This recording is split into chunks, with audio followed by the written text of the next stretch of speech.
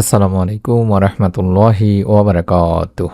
1 minute মাদ্রাসা YouTube চ্যানেলে সম্মানিত দিনী ভাই বোনেরা, আশা করি আল্লাহ তাআলার অশেষ রহমতে ভালো আছেন, সুস্থ আছেন।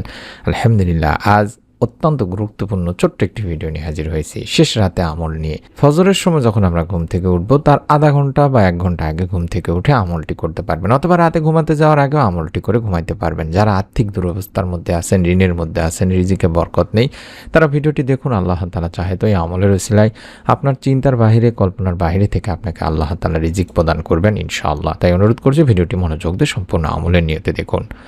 তাহাজ্জুদ নামাজ কেবল একটি ইবাদত নয়, বরং এটি এমন এক মহান উপায় যার মাধ্যমে একজন বান্দা তার প্রভুর সর্বাধিক নিকটবর্তী হয়। কোরআন হাদিসে এমন ইঙ্গিত পাওয়া যায় যে যারা নিয়মিত তাহাজ্জুদ আদায় করেন তারা পরকালে বিশেষ মর্যাদায় ভূষিত হবেন এবং বিনা হিসেবে জান্নাতে প্রবেশের সৌভাগ্য অর্জন করবেন। সুবহানাল্লাহ। তাহলে কতটা পাওয়ারফুল একটি আমল তিনি ভাই বোনেরা।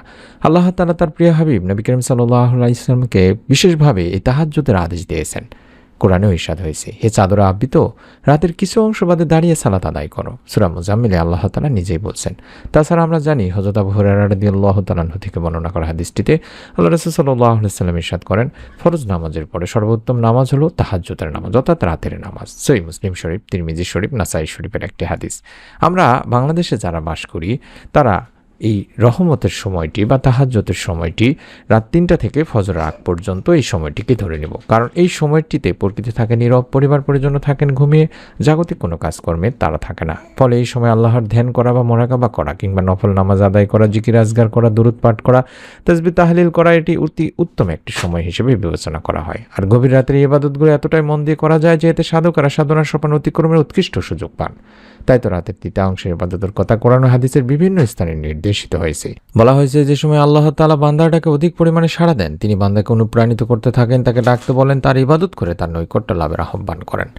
হযরত আবু হুরায়রা রাদিয়াল্লাহু তাআলা আনহু থেকে বর্ণনা করা হাদিসটিতে আল্লাহ রাসূল সাল্লাল্লাহু আলাইহি ওয়াসাল্লাম বলেছেন, আমাদের প্রতিপালক প্রতি রাতে যখন শেষ তৃতীয়াংশ অবশিষ্ট থাকে তখন প্রথম আসমানে অবতরণ করেন এবং বলতে থাকেন, হে বান্দা, আমার কাছে প্রার্থনা করো, আমি তোমার প্রার্থনা কবুল করব। আমার কাছে তোমার জীবনের যত চাওয়া আছে চাও, আমি তা তোমাকে দান করব। আমার কাছে তোমার জীবনের গুনাহের জন্য ক্ষমা প্রার্থনা করো, আমি তোমাকে ক্ষমা করে দেব, গুনাহ থেকে মাফ করে দেব।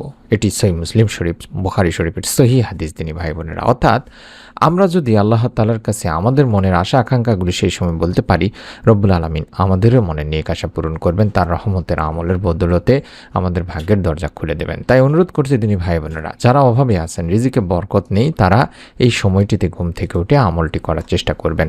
অভাব এতটাই পাওয়ারফুল একটি ব্যাধি যেটা আমাদের যারা অভাবে আছি, ঋণে আছি, তারাই শুধু জানি। মানুষ কখনো কখনো সংকটে পড়ে মানুষের কাছ থেকে ঋণ নেয় অভাব থেকে মুক্তি হওয়ার জন্যে, বা ঋণের টাকা দিয়ে তার চাহিদা পূরণ করেন। কখনো কখনো অসম্মানজনক আচরণের শিকার হতে হয় ঋণ গ্রহীতার কাছ থেকে। যত আপনি কামনা করবেন যেন খুব দ্রুত ঋণ পরিশোধ করে দিতে পারেন, ঠিক সেরকম যার কাছ থেকে ঋণ নিয়েছেন তিনিও আপনাকে অনেক সময় বাক্যবাণে নাজাহালা করতে পারেন। তাই এই সমস্ত বিপদ আপদ থেকে রক্ষা পাওয়ার জন্যই হাদিস কোরআন থেকে আল্লাহ তাআলার আমল যে শিখিয়ে দিয়েছেন, রাসূল সাল্লাল্লাহু আলাইহি সাল্লাম যে আমলগুলো শিখিয়ে দিয়েছেন সেগুলো আমাদের করা উচিত। তেমনি একবার চতুর্থ খলিফা হযরত আলী রাদিয়াল্লাহু তাআলা আনহুর কাছে এরকম এক ব্যক্তি এসেছিলেন এবং বলেছিলেন যে আমি অত্যন্ত ঋণের মধ্যে আছি, আমাকে তুমি কিছু সাহায্য করো। এ সময় আলী রাদিয়াল্লাহু তাআলা আনহু তাকে এই দোয়াটি শিখিয়ে দিয়েছিলেন আর বলেছিলেন যে এই দোয়াটি আমাকে আল্লাহ রাসূল সাল্লাল্লাহু আলাইহি সাল্লাম শিক্ষা দিয়েছিল। যদি তুমি এটা পাঠ করতে পারো তাহলে আল্লাহ তাআলা তোমার চিন্তার কল্পনার বাহিরে থেকে ঋণ মুক্তির ব্যবস্থা করে দিবেন, যদি তোমার ঋণ পর্বত সমান হয় থাকে। অর্থাৎ তারপরে আলী রাদিয়াল্লাহু তাআলা আনহু তাকে এই দোয়াটি পড়তে বলেছিলেন। এটি তিরমিজি মুসনাদ আহমদের একটি হাদিস। এই মুহূর্তে যে স্ক্রিনের মধ্যে দোয়াটি দেখছেন, এই দোয়াটির মাধ্যমে আল্লাহ তাআলা আপনার পরিবার সংসার রিজিকে বরকত দেবেন ইনশাআল্লাহ।